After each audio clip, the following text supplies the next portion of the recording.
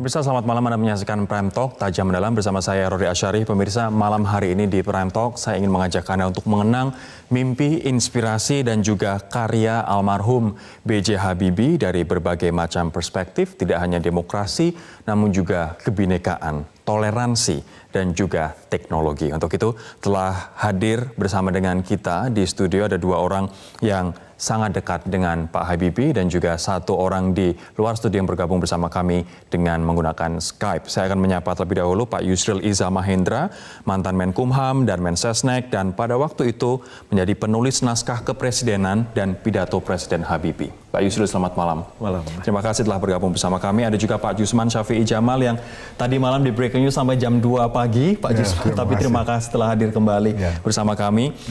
Mantan Menteri Perhubungan dan juga asisten Pak Habibie selama 12 tahun dalam bidang penerbangan. Saya juga akan menyapa ada Mbak Ima Abdul Rahim, mantan Direktur Eksekutif The Habibie Center dan yang juga telah bekerja bersama dengan Pak Habibie selama 20 tahun melalui sambungan Skype. Mbak Ima, selamat malam. Selamat malam, Rory. Saya akan ke Bang Yusril terlebih dahulu. Tadi dari siang pada waktu pemakaman kita sudah membahas begitu banyak prestasi, cita-cita dan juga warisan dari Pak Habibie begitu. Ketika Anda Pak Yusril sebagai penulis naskah kepresidenan dan juga pidato Presiden Pak Habibie, sebenarnya bagaimana awal mulanya seorang Yusril Iza Mahendra kenal dengan Pak Habibie? Iya, saya ditarik ke Sekretariat Negara pada tahun 1992.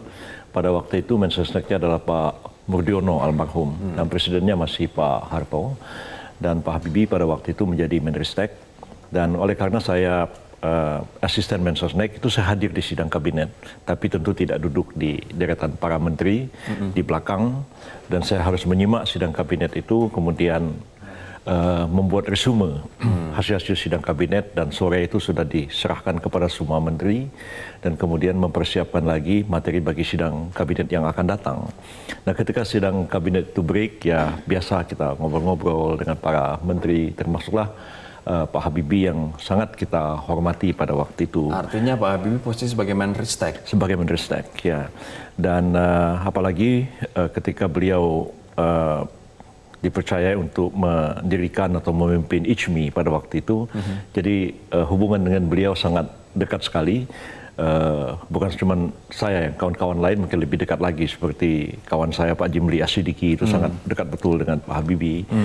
Dan semakin dekat hubungan itu ketika Pak Habibie menjadi wakil presiden, karena tugas saya sebagai asisten Mensesnek itu menyiapkan tidak saja naskah presiden, tapi juga naskah wakil presiden, juga pidato presiden dan pidato wakil presiden itu kami yang persiapkan. Apalagi kemudian ketika situasi sangat kritis pada tahun 1998 ya, telah terjadinya krisis di bidang moneter pada waktu itu, politik kita goncang, ekonomi kita goncang, dan gonjang-ganjing Pak Harto akan mengundurkan diri dan siapa penggantinya, itu saya mempersiapkan dengan sangat cermat dan hati-hati supaya terjadi proses pergantian itu berjalan secara sah dan konstitusional dan tidak menimbulkan masalah di belakang hari. Dan di situ ada itu skenario yang kami susun. Ini upacara atau Pak prosesi Harto pengangkatan ini begitu singkat ya Pak Yusril? Pak Harto membacakan pidato pernyataan pengunduran dirinya itu di hadapan pimpinan Mahkamah Agung yang pakai jas toga terbalik gitu, karena saking kagetnya pagi itu kita minta datang ke istana. Toganya pun sampai terbalik. Iya, Pak almarhum Pak Sarwata pada malam-malam hari itu saya telepon Pak Sarwata, Pak Harto besok mau bertemu Bapak pagi-pagi di istana, tolong datang pimpinan Mahkamah Agung dan sekalian dengan pakaian toga. Ini ada apa Pak Yusril? Pak, situasi mendesak, tolong besok pagi datang. Jadi beliau itu datang tergesa-gesa dari pintu belakang istana. Yang pada waktu itu Pak Sarwata itu kaget karena Pak Harto akan mengundurkan diri dan Pak Habibie akan dilantik sebagai presiden, mengucapkan sumpah di hadapan pimpinan Mahkamah Agung. Sampai waktu itu Pak Sarwata, Profesor, jangan bikin kesalahan loh, ini bisa fatal kalau Mahkamah Agung mengambil satu tindakan yang salah. Saya bilang, Pak, saya sudah konsultasi dengan guru saya, Profesor Ismail Suni, kan sudah almarhum. Saya telepon Pak Suni, dia bilang, Pak Sarwata, apa yang dipersiapkan Pak Yusril itu sudah betul. Bapak silahkan ambil. Mohon maaf Pak Yusril, Anda mempersiapkan untuk pidato pengunduran diri Pak Soeharto dan juga pidato sumpah dari Pak Habibie. Pak Habibie itu tidak mengucapkan pidato. Beliau hanya mengucapkan sumpah. Dan itu sumpahnya sudah ada dalam UUD 45. Dan sumpahnya itu diucapkan di hadapan pimpinan Mahkamah Agung. Dan itu kan saya menghindari terjadinya perdebatan ya. Kalaulah sekiranya Pak Harto itu menyatakan minta berhenti kepada MPR. Terus kalau MPR bilang, oh jangan Pak Harto. Terus apa yang terjadi? Jadi karena itu di luar MPR, apalagi pada waktu itu gedung MPR sedang dikuasai oleh para mahasiswa, para pengunjuk rasa. Artinya yang Anda diperingatkan Pak Yusril, Prof Yusril, jangan sampai salah, ini akan sangat riskan, sangat bahaya.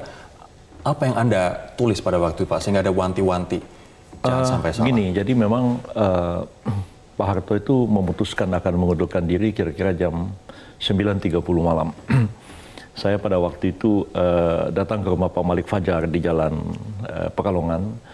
Hari hujan, saya mengambil baju yang saya tinggal di situ karena saya sudah berapa hari ada di Jalan Cendana di rumah Pak Harto. Dan ketika saya ada di situ mau ngambil baju, datanglah Pak Akbar Tanjung dengan Pak Tandri Abeng. Pak Akbar bilang, Ril, apa yang terjadi di Cendana? Orang lain nggak bisa masuk, kamu aja yang bisa masuk situ sama yang lain-lain katanya. Ya, saya bilang Pak Habibie sedang dipanggil Pak Harto tadi. Dipanggil Pak Umar Wirahadi Kusuma, tadi dipanggil Pak Tri, Pak Habibie begitu masuk, saya keluar, saya mengambil baju ke sini. Bang Akbar, saya dengar-dengar nih menteri-menteri pada mundur ya.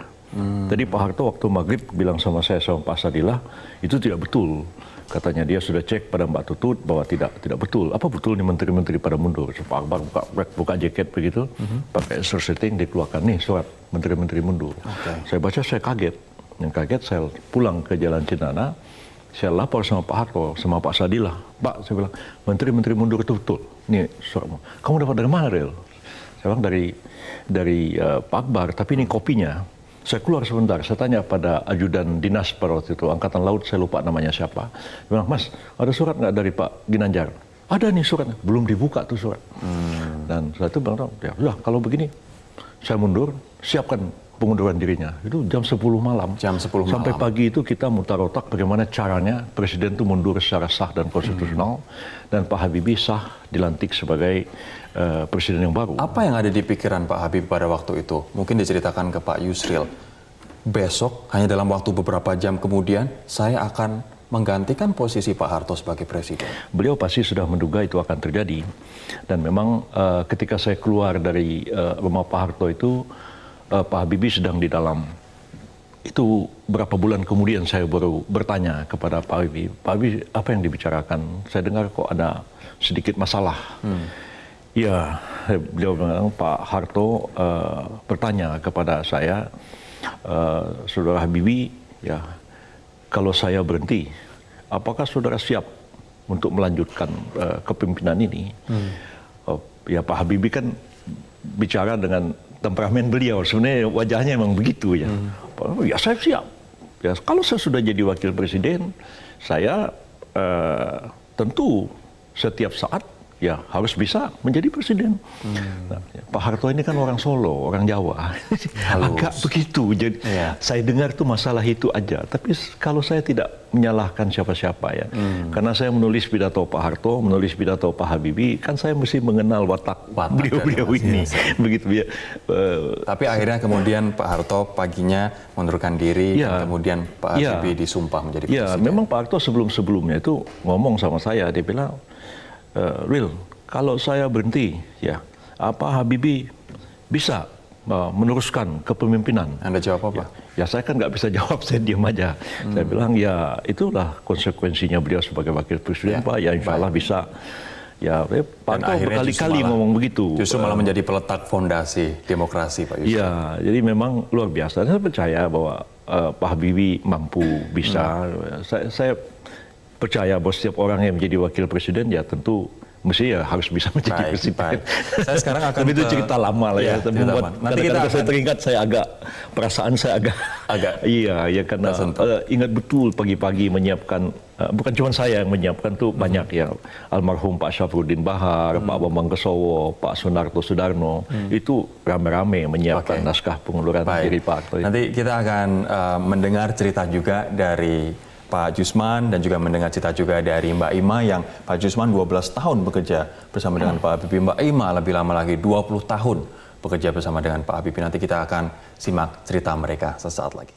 Presiden yang pertama menjadi presiden yang membuka pintu itu adalah dari peralihan, namanya Habibie.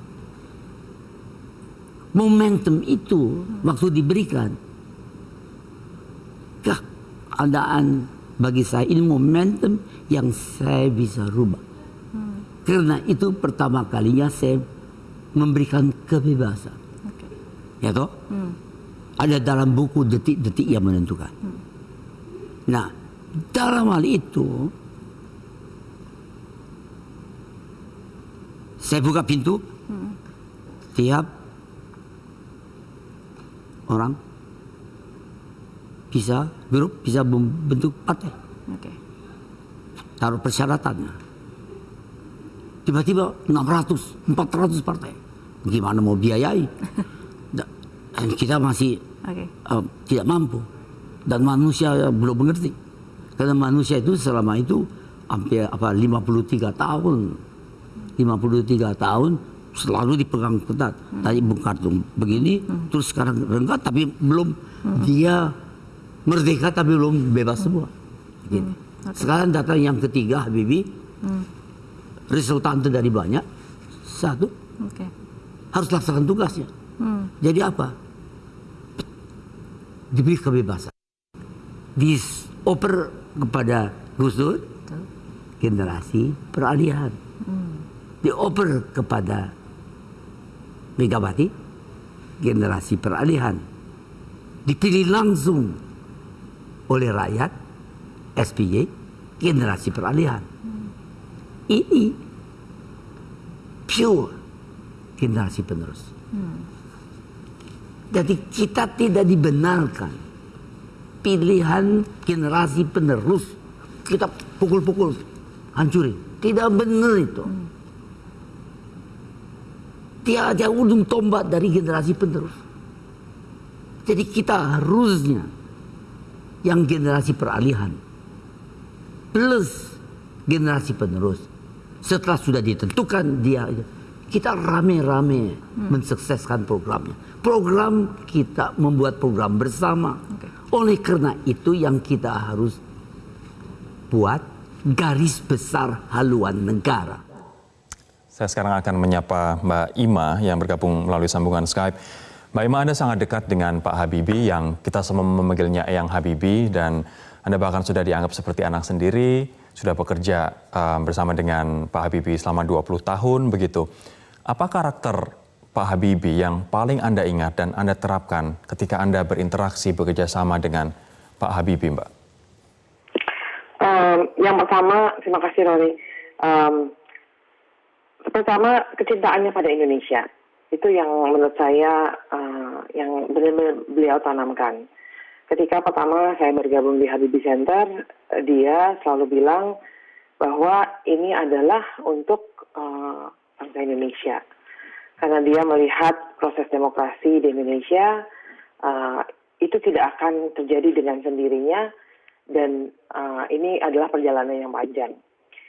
Nah, menurut saya dedikasi dan passionnya beliau itulah yang menular kepada kami semua yang bekerja di Habibie Center dari awal.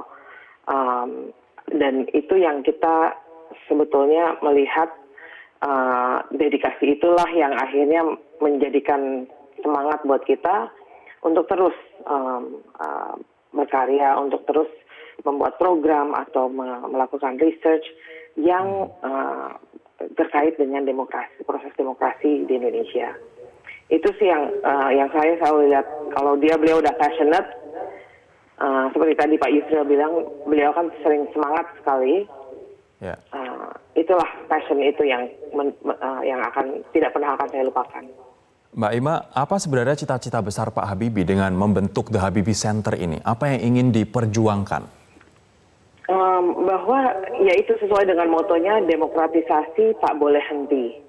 Beliau sangat sadar bahwa demokrasi itu bukan hanya akan terjadi dalam waktu semalam. Tidak mungkin kita hanya merem dan malah langsung demokrasi itu sempurna. Memang itu menurut dia ini adalah sebuah perjalanan, bukan sebuah tujuan. Demokrasi itu. Jadi menurut dia itu harus ada yang selalu mengawal. Dan karena beliau selama 18 bulan itu mengawal proses demokratisasi di Indonesia, dia tidak ingin berhenti di situ untuk berjuang untuk demokrasi di Indonesia. Jadi Habibie Center didirikan dengan cita-cita untuk meneruskan itu, mengawal. Dan memang itu diterapkan. Kita tidak pernah, dan Bapak selalu berpesan, jangan pernah melawan apa yang dilakukan oleh pemerintah. Kritis boleh, tapi kritik yang membangun. Jadi apa yang kita lakukan selalu terkait dengan bekerja sama dengan pemerintah. Kita akan bermitra. Dan itu dan dia selalu bilang, jangan duplikasi, jangan replikasi, justru mencoba bersama memperbaiki, kolaborasi, cari sinergi yang positif. Itu yang selalu beliau katakan kepada kami. Baik, saya akan ke Pak Jusman sekarang, Mbak Ima. Pak Jusman, kita sudah ngobrol banyak semalam, tapi saya ingin masyarakat juga mendengar dari Anda. Apa sebenarnya peran besar dari Pak Habibie sehingga membentuk seorang Yusman Syafi'i Jamal hari ini? Peran besarnya itu, kalau saya pikir semua mungkin merasakan, yaitu beliau itu selalu menetapkan standar hasil yang tinggi dalam setiap tugas yang dia inginkan. Dia nggak ingin orang itu bekerja secara asal-asalan. Jadi dia pengen seluruh puncak karya dari seseorang itu muncul, tampil. Karena beliau sangat percaya bahwa terutama ya generasi muda Indonesia itu jauh lebih pintar. Jadi beliau ingin sekali supaya orang yang pintar ini keluar kepintarannya. Jadi karena itu beliau menetapkan standar yang tinggi. Dan untuk menetapkan standar yang tinggi itu beliau menyusun program. Jadi setiap orang itu kalau saya lihat mempunyai sebetulnya by design itu diprogram oleh beliau. Oke. Dan karena itu terus kemudian beliau yang paling juga menentukan itu adalah beliau tidak melepas begitu saja. Anda muridnya, artinya Anda dibimbing terus-menerus. Jadi kayak seperti memang guru besar ya di dalam ini, tapi langsung di dalam program nyata ya, di dalam kegiatan. Itu yang satu. Jadi itu yang pengalaman. Akibatnya orang seperti kita itu selalu tertantang. Oke. Selain itu, Anda juga mengatakan semalam bahwa Pak Habibie tipe guru yang suka nyemplungin muridnya. Ya, jadi kalau intinya itu kalau kamu belajar berenang ya kamu harus berenang di kolam renang, harus belajar di samudra itu sendiri. Kamu lihat ada ikan hiu, ada apa segala macam yang kamu hadapi. Nah, jadi kan tapi untuk itu kamu harus punya planning, harus punya perencanaan, punya suatu perspektif tentang masa depan. Karena selalu beliau membayangkan begini, bahwa andai kata 2% aja dari manusia Indonesia yang terdidik itu bisa menjadi pusat keunggulan dari penguasaan teknologi, penguasaan sains gitu, maka sebetulnya Indonesia itu akan jauh lebih unggul daripada bangsa lain di dunia. Jadi karena itu beliau selalu percaya itu, dan karena itu beliau sebagai generasi yang merasa mendapatkan kesempatan dari generasi sebelumnya seperti Bung Karno atau Pak Harto, jadi beliau merasa bahwa beliau itu harus mendampingi yang muda-muda ini untuk menghasilkan itu. Oke, saya akan ke Pak Yusril lagi. Pak Yusril terkait dengan masa peralihan. 32 tahun kita di bawah rezim Orde Baru, kemudian hanya dalam waktu satu malam kemudian itu berubah, Pak Harto mengundurkan diri, kemudian Pak Habibie menjadi presiden. Dan kita tahu proses peralihan itu juga tidak mulus. Apa yang membuat menurut Anda Pak Habibie berhasil menjalankan peralihan dari masa Orde Baru 32 tahun ke masa demokrasi? Ya, beliau sebenarnya punya kemampuannya, punya kapasitas lebih daripada orang biasa ya. Tingkat kecerdasannya itu luar biasa. Karena begitu sering saya ngomong dengan beliau itu, kadang-kadang apa yang diomongkan itu membuat saya terkaget-kaget, begitu ya, yang nggak kita bayangkan tiba-tiba ada dalam pikiran beliau.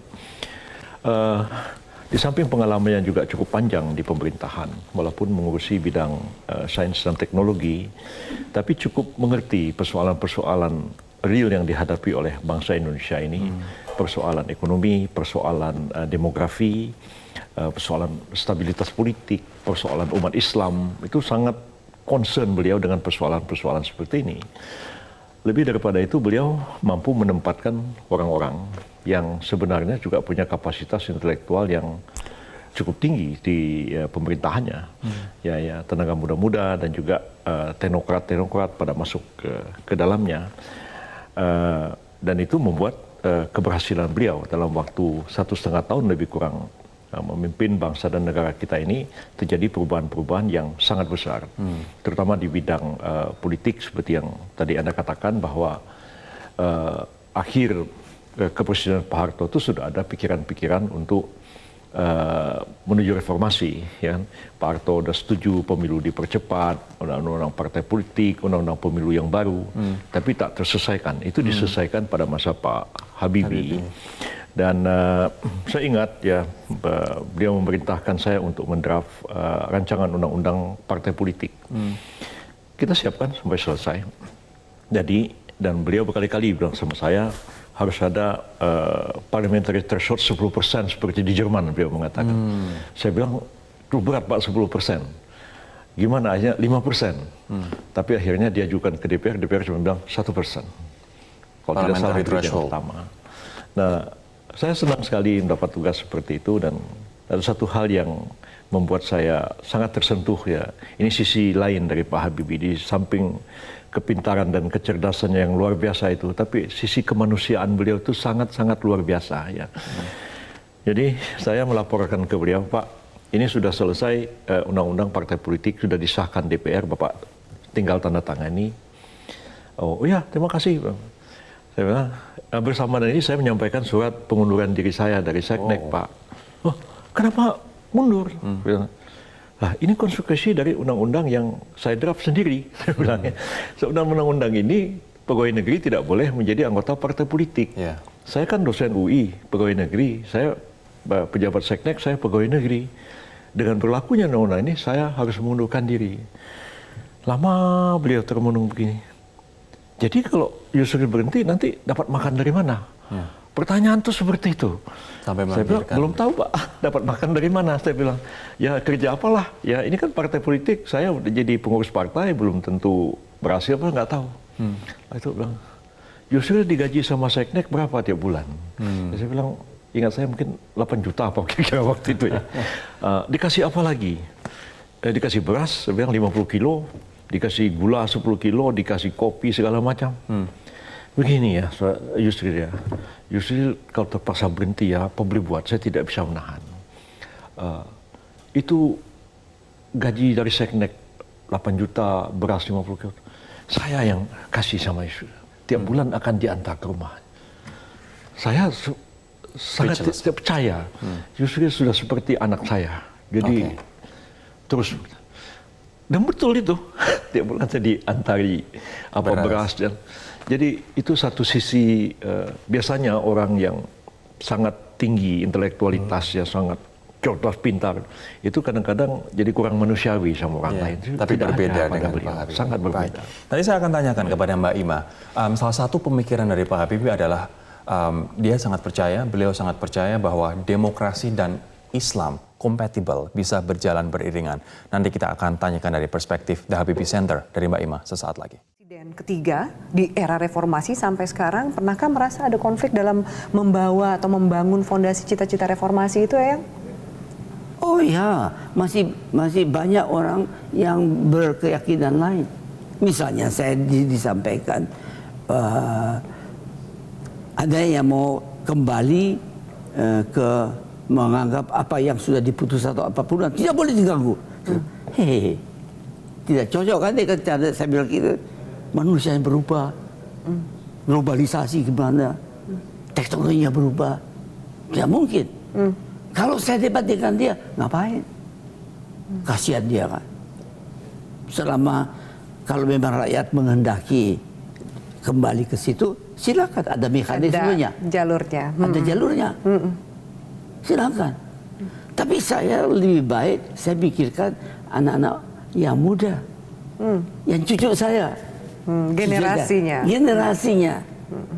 Di antara cucu-cucu ada dipengaruhi oleh yang pemikirannya, waduh kembali, tidak kok gitu. Saya jawabnya oke, kalau kamu memang hebat, kamu yang benar, silakan calonkan diri untuk memimpin bangsa Indonesia. Kalau Anda sudah memimpin, silakan perjuangkan di MPR, diadakan perubahan-perubahan. Ada peraturan, tapi jangan demo-demo ya.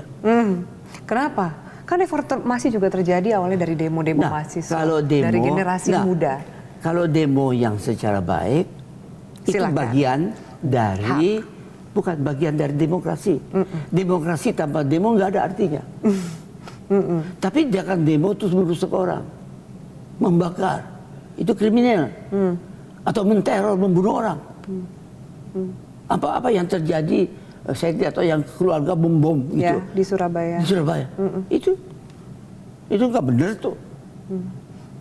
Kalau dia nggak setuju itu, silakan cari wakilnya yang mau memperjuangkan. Tapi jangan melakukan itu. Jangan pakai alasan yang lain. Saya akan ke Mbak Ima. Mbak Ima, bagaimana perjuangan dari Pak Habibie untuk membuktikan bahwa demokrasi dan Islam ini kompatibel? Beliau selalu dengan memberi contoh bahwa dia hidup sebagai Muslim dan dia juga besar, maksudnya bagian besar kehidupannya waktu itu di Jerman. Dia merasakan, dia tidak belajar demokrasi dari textbook, dia merasakannya, dia melihatnya di Jerman. Dan dia sebagai Muslim, dia melihat itu sangat kompatibel bukan karena dia membacanya dan hanya meyakininya, karena dia merasakan. Dan dia juga melihat bahwa kalau kita melihat Islam secara benar juga, dan kita benar-benar melihat dari Al-Quran, dari Sunnah, itu secara benar ya, kalau kita melihat interpretasinya secara benar, itu semua nilai-nilai demokrasi itu adil, kejujuran dan sebagainya, itu ada semuanya dalam Islam. Jadi tidak bertentangan. Itu dan dari awal ketika mendirikan Habibie Center, sering bilang orang mensalahartikan bahwa Habibie Center adalah think tank atau institusi Islam. Kata Bapak, bukan. Itu institusi tentang demokrasi. Demokrasi itu inklusif. Inklusif itu merangkul semuanya. Jadi kalau kita bisa merangkul semuanya, kita bisa mensejahterakan seluruh rakyat Indonesia, berarti semua terkena. Yang Muslim, yang Kristen, yang Katolik, semua itu kena.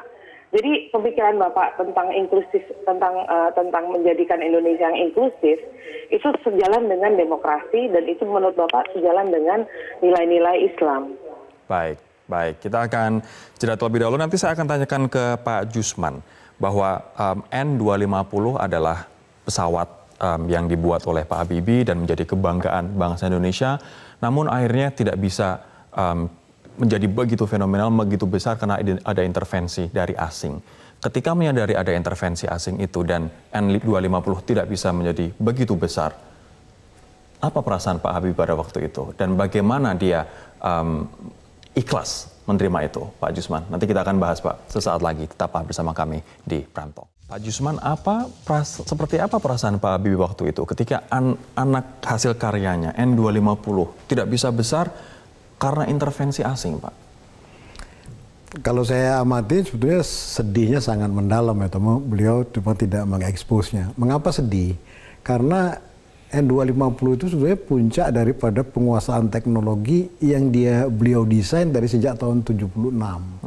Jadi beliau itu sudah dari sejak, kalau mempunyai planning itu kan 10 tahun ke depan karena pesawat terbang ya. Jadi tahun 76 sampai tahun 84 beliau mengatakan bahwa kita harus menguasai teknologi dari yang sangat sederhana, misalnya perakitan dari berdasarkan lisensi yaitu KASA 212, terus kemudian kita join desain membuat CR 235 dan kemudian kita membuat modifikasi sendiri sehingga kita menghasilkan CR 235 yang berbeda dari yang KASA punya. Jadi seolah-olah kita sudah menguasai teknologi itu secara penuh. Baru kemudian kita membuat pesawat N250 dari nol. Nah, ketika tahun 97 krisis ekonomi itu terjadi, yang beliau sangat kaget itu adalah bahwa kenapa secara spesifik disebut IPTN itu ya tidak boleh didanai oleh. Siapa menyebut secara spesifik itu? Dalam letter of intent yang ditandatangani oleh Pak Harto dengan Kamdesu. Nah dari situ dan ketika itu beliau merasa bahwa beliau tidak diajak bicara untuk waktu menempatkan itu, sehingga beliau kaget siapa sebetulnya yang memasukkan pasal itu, karena sebetulnya kalau beliau datang bertemu sama Pak Harto tidak mungkin ada pasal itu. Nah karena itu beliau waktu saya kasih tahu bahwa itu ada pasal itu, beliau langsung bertemu Pak Harto, tapi pada akhirnya beliau mengatakan, Yusman ini sudah satu keputusan yang memang terjadi, jadi kita harus membuktikan bahwa kita mampu berdikari. Kita artinya cari itu yang diblok dananya untuk mengembangkan N250. Jadi program itu seolah-olah yang namanya IMF itu bahwa karena kita Indonesia mengalami krisis, maka yang dikedepankan itu austerity. Jadi suatu penghematan besar-besaran. Seluruh industri, ya satu proyek yang dianggap besar, yang mengeluarkan anggaran besar itu dipotong. Termasuk misalnya kayak ada proyek PLN yang sangat besar dan salah satunya adalah N250. Dan yang paling menonjol itu yang disebut secara spesifik itu justru N250. Kenapa menurut Anda, Pak? Kalau menurut hemat saya itu karena sebetulnya yang memasukkan unsur N250 itu karena tahu bahwa sebetulnya N250 itu hanya membutuhkan biaya sebetulnya tidak begitu besar lagi, yaitu kurang lebih mungkin sekitar 200 juta dolar. Ada yang waktu itu menginginkan kita tidak menjadi bangsa besar? Ya karena pada waktu itu kalau kita bisa berhasil melahirkan N250, sebetulnya nggak ada lagi bangsa lain yang bisa menghasilkan produk N250 itu. Karena poker pada waktu itu kan sudah jatuh ya, sudah hilang dari peredaran. Terus kemudian, jadi waktu poker itu mengatakan bahwa saya tidak lagi akan membuat program poker 50 dan poker 27, Pak Habibie mengatakan, lihat itu, kita belum tumbuh saja, mereka sudah merasa bahwa tidak bisa bersaing sama kita. Dan kemudian juga yang namanya saingan lain itu adalah di Havilland Canada, yaitu di Havilland Canada tidak juga mempunyai suatu program yang produk yang canggihnya sama dengan N250. Begitu juga satu lagi artinya adalah N250 dilihat sebagai ancaman. Jadi kalau dia kan diprediksi itu akan masuk ke pasar tahun 2000-an. Jadi kalau begitu masuk ke pasar tahun 2000-an, maka dia tinggal satu-satunya produk. Nah pada waktu itu dianggap bahwa pasarnya besar sekali. Dan jadi itu yang beliau merasa bahwa pastilah ini karena suatu upaya untuk memotong program yang telah lama beliau rencanakan. Dan dipotongnya itu adalah ketika sebetulnya IPTN itu membutuhkan dana untuk menyelesaikan program itu, mendapatkan sertifikasi dari Indonesia dan sertifikasi dari FAA. Bahkan beliau sudah mendapatkan suatu tanah atau suatu fasilitas yang diberikan oleh pemerintah